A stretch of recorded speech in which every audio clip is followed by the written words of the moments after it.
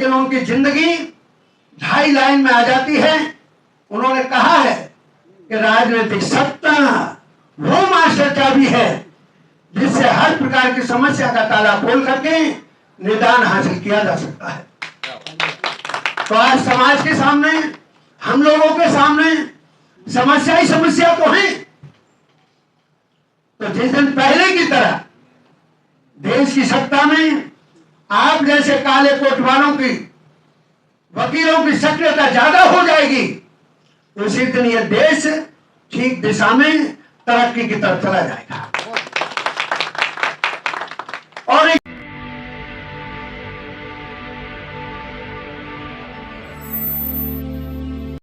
आज इस Dwarka court bar association के इस कॉन्फ्रेंस हॉल में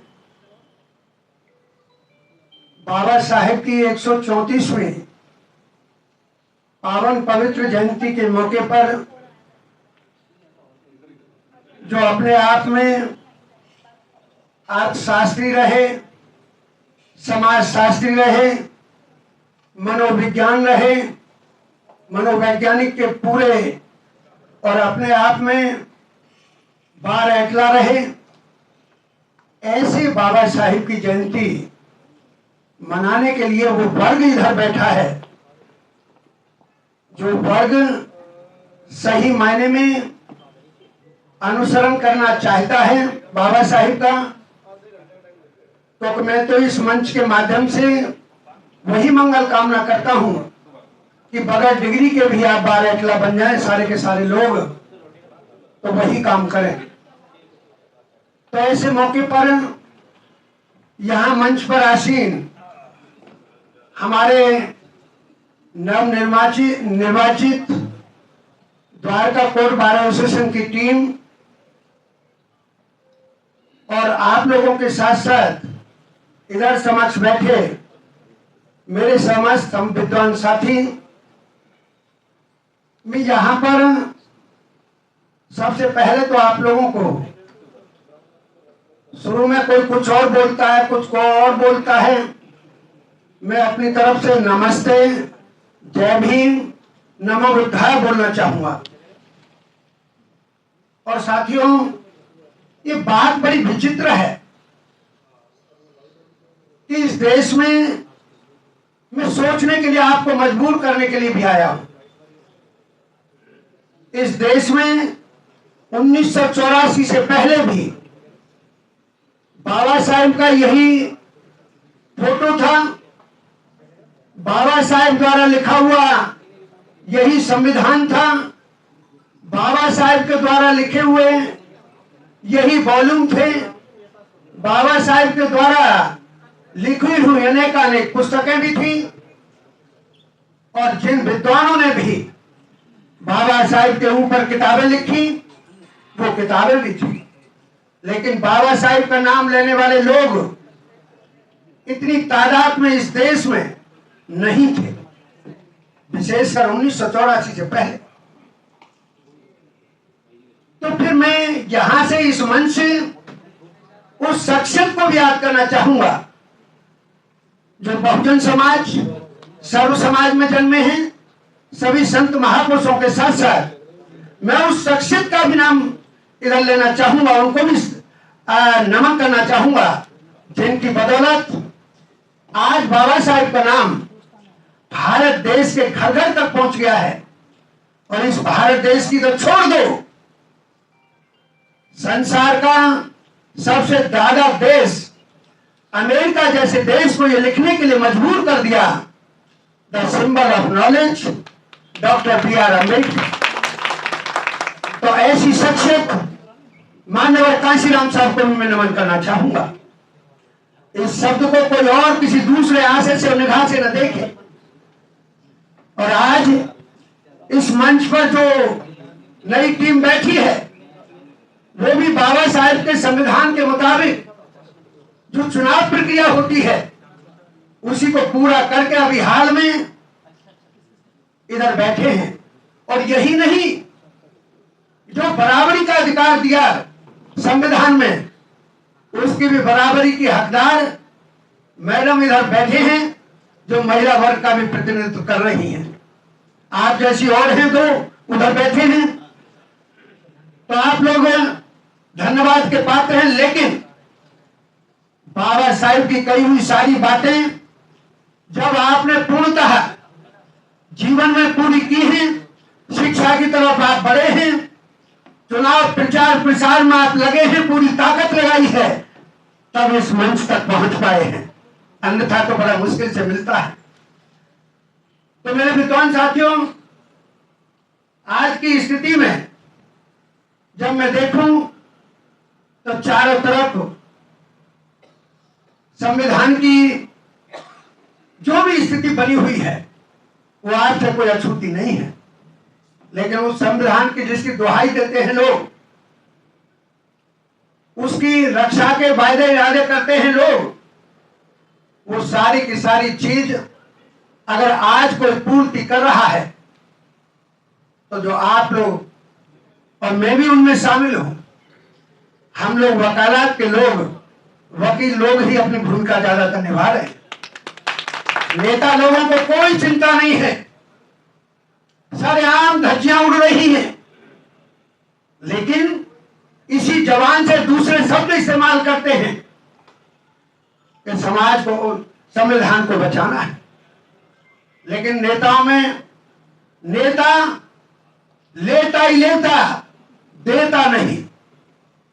नेता की परिभाषा है कि लेता ही लेता, देता नहीं। तो वो हमारे नेता नहीं है, वो संरक्षक हैं। द्वारका कोर्ट बार एसोसिएशन के आप लोग संरक्षक हैं। आप लोग तो धन्यवाद के पात्र हैं।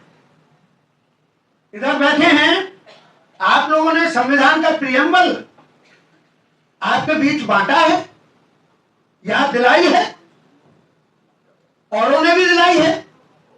मैंने भी अपने जो आज कार्यक्रम हो रहा है, जिनमें मुख्य भूमिका निभाई है, हमारे बुजुर्ग हैं एच.एस. मेहरा साहब, मैंने तो उनसे भी कहा था कि कोई मोमेंट तो हो जाए जो ये लोग भी घर में ले जाकर के देखें और पढ़ने की ख्वाहिश करें। तो जब हम लोग, बाबा साहिब ने तो कहा, उनकी जिंदगी का पूर्णतः सार केवल मात्र 2.5 लाइन में आ जाता है।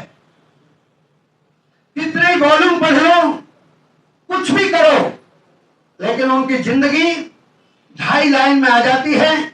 उन्होंने कहा है कि राजनीतिक सत्ता वो मास्टर चाबी है जिससे हर प्रकार की समस्या का ताला खोल करके निदान हासिल किया जा सकता है। तो आज समाज के सामने, हम लोगों के सामने समस्या ही समस्या तो है।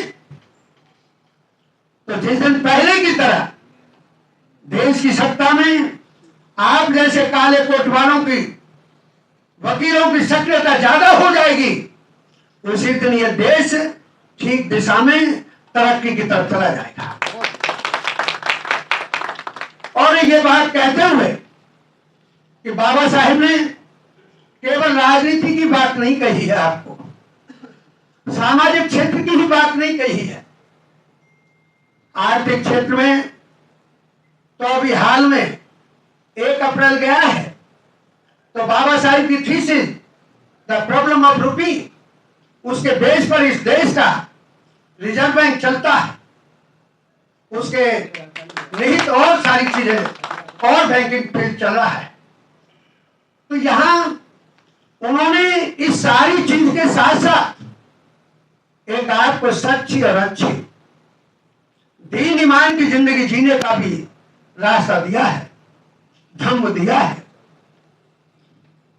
और धम्म की बात मैं करूं तो कोई साथी उस पर उंगली भी उठा सकते हैं, लेकिन मैं उंगली भी उठवाने का प्रयास नहीं करूंगा, क्योंकि मैं थोड़ी ना कह रहा हूं। इस देश भारत में जिनकी जानकारी में ना हो वो ध्यान करें, याद करें, इस देश में धर्म विशेष के साथ साथ 4 धर्मों की और स्थापना हुई है। इस देश में बौद्ध धर्म की स्थापना हुई, तथागत गौतम बुद्ध, सिद्धार्थ गौतम के द्वारा। और ये मैं क्यों कह रहा हूं, क्योंकि बाबा साहेब डॉक्टर अंबेडकर ने 14 अक्टूबर 1935 को यह कह दिया था। बात जरूर कड़वी है, लेकिन मैं क्या करूं, वो कह गए और उन्हीं को हम याद कर रहे हैं। 14 अक्टूबर 1935 को यह घोषणा की थी, अनुरोध किया था कि मैं जिस धर्म में पैदा हो गया हूं वो तो मेरे काबू की बात नहीं थी, लेकिन जिस धर्म में मैं पैदा हो गया हूं उस धर्म में मरूंगा नहीं। और ठीक 21 साल बाद उन्होंने 14 अक्टूबर 1956 को बौद्ध धर्म अपना लिया था। आइए साहब, स्वागत है, आ जाओ। और सिख धर्म की स्थापना इस देश में हुई, जैन धर्म की स्थापना इस देश में हुई, सतनामी धर्म की स्थापना इस देश में हुई। तो ये सारी चीजें, इस्लाम धर्म इस देश में था, ईसाईयत थी, पारसी लोग थे, ये सारे धर्म थे। लेकिन बाबा साहेब ने सारे धर्मों का बारीकी से अध्ययन किया, रातों रात पढ़ते थे। हम लोग तो कभी कभी झुंझलाहट लाइन पे दिखा देते हैं, यार आज मैं पूरे दिन तो कोर्ट में खड़े खड़े बिता करके आया हूं, तू आराम भी नहीं करने देगा, फोन चल सुबह को बात करना। लेकिन बाबा साहेब कभी झुंझलाए नहीं। उनकी उन चीजों की तह में जाए हम लोग, तब कहीं हम लोग भी पूजा के पात्र बन पाए। तो साथियों, इस देश में छोड़ दो, इस जमाने की जमीन पर, इस संसार में कोई चीज निश्चित नहीं है। मेरा इस तरह का बोलना निश्चित है, ना मेरे इस तरह के कपड़े लत्ते निश्चित हैं, ना मेरी आसोलाद निश्चित है, ना मेरी धन जायदाद निश्चित है। अगर निश्चित है तो वो मौत निश्चित है। मौत मेरे से बड़ों को भी खा गई है, मौत मेरे से छोटों को भी खा गई है, मौत मेरे बराबर वालों को भी खा गई है। और अगर नंगे शब्दों में कह दूं तो कहीं कोई गर्म में पड़ रहा है तो मौत उसे भी नहीं बख्शेगी। तो जब मौत बख्शेगी ही नहीं, मौत आएगी ही, मौत ले ही जाएगी। तो आइएगा विद्वान साथियों, आज ऐसा संकल्प करके चले कि हमें भी कोई आने वाली पीढ़ी याद रखे, इस तरह के काम हम अपनी जिंदगी में करके चले। इन शब्दों के साथ ही मैं अपने वाक्यों को विराम देता हूं। आप लोगों ने मुझे तन्मयता के साथ सुना, आपने मुझे मौका दिया, क्योंकि मैं तो आप लोगों का बहुत जूनियर एसोसिएट हूं। बहुत बहुत धन्यवाद। जय भीम, जय भारत, नमो बुद्धाय। अगर आपको लगता है कि हमारा काम बहुजन समाज के लिए महत्वपूर्ण है, तो आप हमें आर्थिक सहयोग के लिए सीन दिखाए गए QR कोड स्कैन और फोन पे और गूगल पे और UPI और बैंक अकाउंट में कर सकते हैं। फोन पे, गूगल पे 9250529129, UPI 9250529129@YBL। Bank account state bank of India AC 104299462008, IFSC code SBIN 00066563। आपका छोटा से छोटा सहयोग समाज और हमें और मजबूत करेगा, जिससे हमें बहुजन पत्रकारिता में और निष्पक्ष बनाने में मजबूत करेगा। जय भीम, जय भारत।